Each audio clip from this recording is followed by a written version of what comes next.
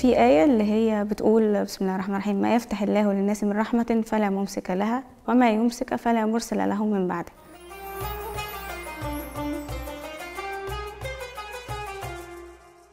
هي الآية معناها سامبلي إن لو ربنا أراد خير بإنسان، الخير ده بيتحقق وبيحصل مهما كانت العراقيل اللي قدامه، ولو ما أردش حاجة مهما أخدت بالأسباب أو كده، الحاجة ما بتحصلش لأنها مش مقدرة إنها تحصل ليك، وفي الأول في الآخر ده بيبقى خير ليك يعني، بس أنت ما بتبقاش عارف ساعتها. كنت دايما افتكر قصه سيدنا يوسف لما كان صغير واخواته حقدوا عليه لدرجه ان هم رموه في الجب او في البير. يعني طفل اترمى في البير، ما مدى او ايه اللي تشانس ان حد يلاقيه مثلا فيطلعه من البير؟ يعني ده كده انهوا حياته بالبطيء. يعني لو الواحد فكر حاجه ديسبريت قوي يعني ان ربنا يعني احوج القافله ان هي تدور بالظبط.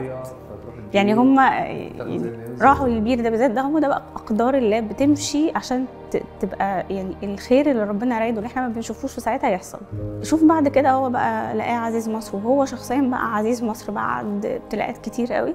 فدي كلها كانت تهيئه للرحمه اللي ربنا يعني كاتبها لسيدنا يوسف، بالرغم من كل الحقد والمكيده والحاجات اللي هو وقع فيها، الا ان ربنا نجاه ووصله للمكان ده في الوقت ده. فالكلام ده انسبايرنج جدا. انت دلوقتي لما بتبقى املك في حاجه انت شايف ان هي مستحيله، انت بتاخد في الاسباب وبتدعي، والايه دي ملهمه قوي في الموضوع ده. انا مثلا كنت دايما اقرا الايه دي قبل امتحانات الدكتوراه. احنا عندنا قصه الام دي او الدكتوراه في حياه اي دكتور دي لحظه فارقه، ستيب قويه جدا بتحول حياتك 180 درجه. عاده الدكتور ما بياخدش امتحانات الام دي وان شوت. يعني ايه؟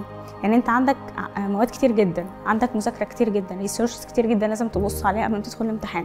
فانت بارتلي او يعني في معظم الاحيان انت بتاخد بارت من المواد دي في دور، وباقي المواد في دور تاني.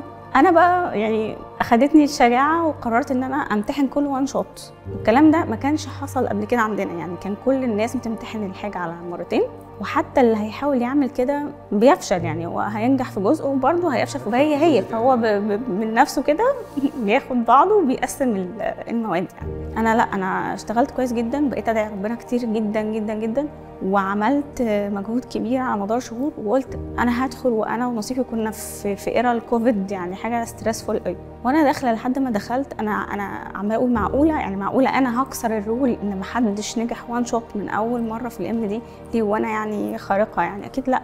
بس انا بصراحه استعنت بالله قوي يعني، وربنا كرمني جدا. يعني انا دخلت بفضل الله نجحت، وكانت اول مره تحصل عندنا، وعملت سكور كويس. انا فاكره وانا داخله الامتحان بتاع الكلينيكال، امتحان الكلينيكال ده بالمناسبه بيبقى فيه كذا استاذ بيفحصوا الكانديديت ده يصلح ان هو يبقى كونسلتنت ولا لا، عشان هو يتحمل مسؤوليه. بالظبط. هم بيحسوا ان ده ذنب في رقبتهم لو ما ادوهوش لحد يستحق ان هو يبقى كونسلتنت ياخد ديسيجنز في حياه الناس لوحده باي هيز اون. فتخيل الاسترس اللي الواحد بيبقى داخل فيه. مسؤوليه كبيره بالظبط. وانا داخله كنت منهاره بصراحه، ما بكذبش عليك يعني. فحد من اساتذتي الكرام طبطبت عليا كده وقالت لي، انا عمري ما هنسى لها الموقف ده، قالت لي انت كويسه، ما تخافيش، انت كويسه. الكلمه دي فرقت معايا جدا. انا دخلت ربنا سخرها لك او خلاها تقف جنبك بالظبط. يعني هي طبطبت على قلبي، يعني مش طبطبت عليا شخصيا يعني. دخلت بعد ما كنت منهاره، بدات اهدى وبدا الموضوع يمشي كويس جدا الحمد لله بفضل الله. وفقت يعني بفضل الله، يعني دايما اقول ده فضل الله بحتا يعني الحمد لله. والناس كانت مبسوطه جدا مني. فكسرت بقى الرول بتاعت محدش ينجح من اول مره او يدخل كل الكم من المواد ده مره واحده. وكانت حاجه لطيفه فعلا، وكل الناس بتفتكرها لحد دلوقتي عندنا في القسم.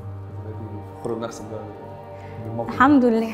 يعني بدات اثبت للاخرين، يعني بدا بعدين الناس تفكر اللي هو لا ده مش مستحيل، انا ممكن اعمل كده، انا ممكن ادخل، ممكن انجح، ممكن اعمل نفس الفكره لو اخدت بالاسباب كويس، وربنا هيكرمنا يعني ان شاء الله. يعني انا فاكره اول ما استلمت النتيجه وشفتها بعيني، انا ما كنتش مصدقه، وافتكرت قوي الايه بقى. يعني فعلا ربنا اراد رحمه بيا فعلا. انا وانا قبل ما اشوف النتيجه بقيت اقول يا ربي انا بيتي اتبهدل. يعني لو انا قعدت اعمل مجهود كبير جدا اثر طبعا اكيد على بيتي وعلى اولادي وكده. فانا فعلا كنت حاسه ان انا ما اقدرش اعمل كل ده تاني، يعني ما اقدرش ادخل الاسترس ده كله تاني. فافتكرت الآية جدا، ربنا أراد بيها رحمة والحمد لله حصلت، يعني الحمد لله بفضل وكرمه. أنا سعيد يا دكتورة أنت كنت معايا في الحلقة، وأنا كمان. وقصة جميلة جدا، وأنا الصراحة استفدت يعني، انبسطت حضرتك كنت معايا. ميرسي. وأنا كمان يا أحمد.